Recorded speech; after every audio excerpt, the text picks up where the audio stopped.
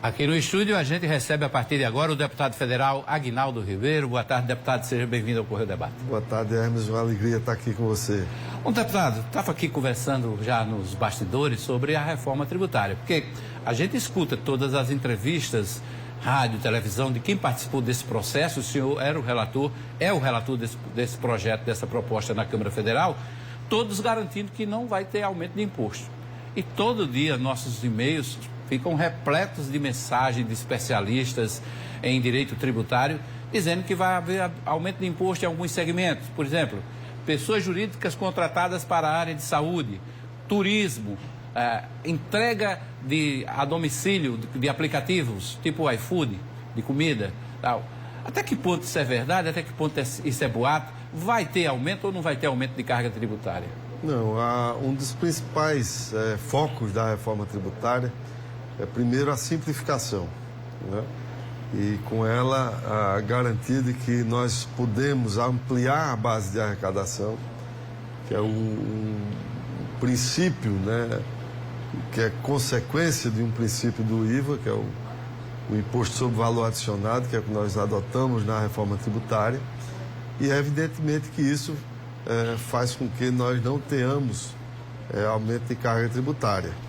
Em relação a esses pontos específicos, né, aliás, para falar assim bem para o nosso consumidor, né, porque esse é um imposto que trata e tem a ver com o consumidor, um dos focos centrais, inclusive em todas as falas nossas e de quem esteve no grupo de trabalho, é de que não haverá aumento de imposto, não há aumento de carga tributária.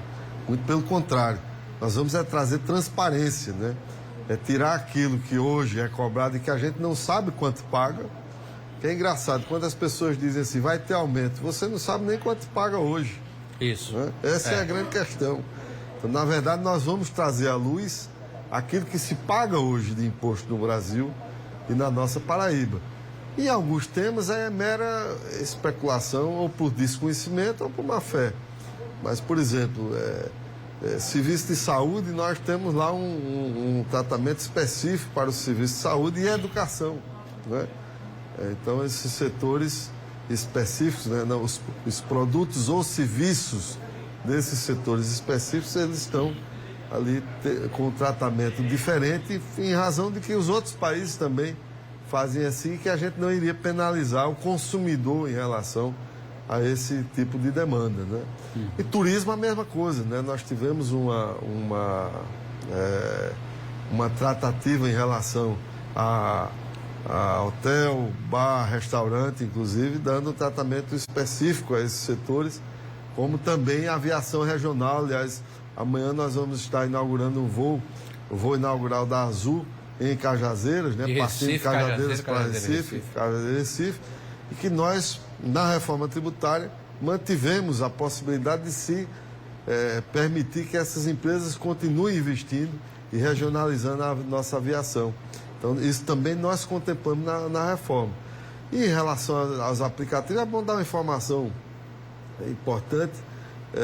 Não há, em absoluto, pelo contrário, do setor de serviços, 90% dos CNPJs de serviços do país, eles estão, inclusive, hoje, nós mantivemos dois regimes. Um regime favorecido foi o Simples Nacional.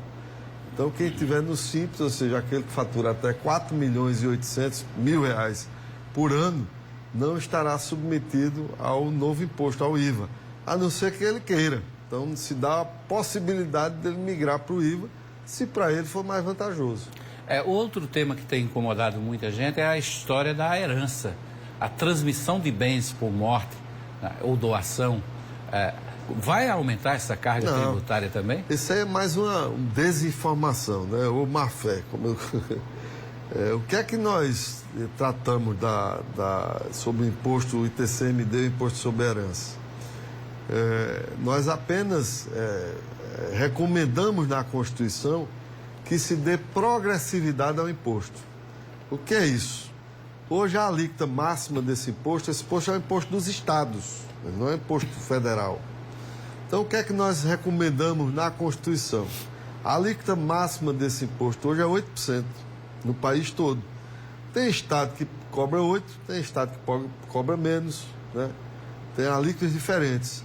Nós não vamos interferir em como o Estado deva cobrar esse imposto. Apenas o que nós colocamos é que se haja progressividade, ou seja, é que ele não tem uma alíquota única no seu Estado. Ele diferencie. Então, aquele cidadão que, por exemplo, que ele não tem condição e tem um único bem, o Estado pode cobrar alíquota zero, né?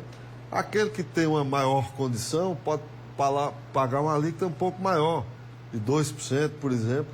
E aquele cara que é um sujeito rico, um cidadão rico, ele pague lá os 8%, que é a alíquota máxima hoje permitida pela alíquota de referência estipulada no Senado para todos os estados brasileiros. Ou seja, hoje a alíquota máxima é 8%.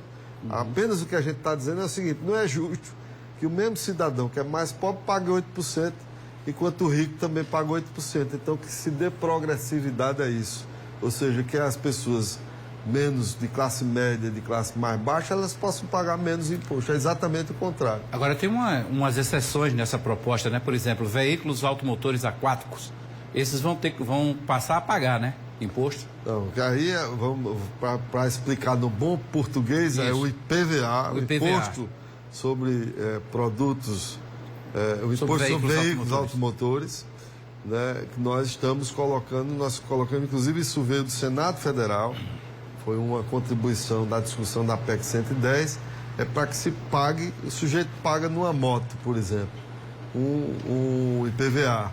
E por que num iate de luxo você não pagar o IPVA?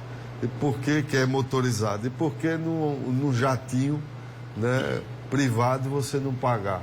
Então, esse foi um tema que foi trazido para a reforma, que encontrou eco no parlamento e que nós colocamos no texto e que aprovamos na Câmara dos Deputados. Mas lá nós fazemos exceções, por exemplo.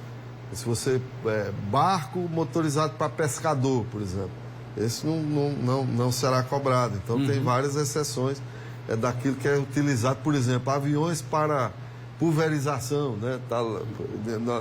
Na agricultura, por exemplo. Então, ali você está preservando para que você não impacte nesses serviços, essa prestação de serviço.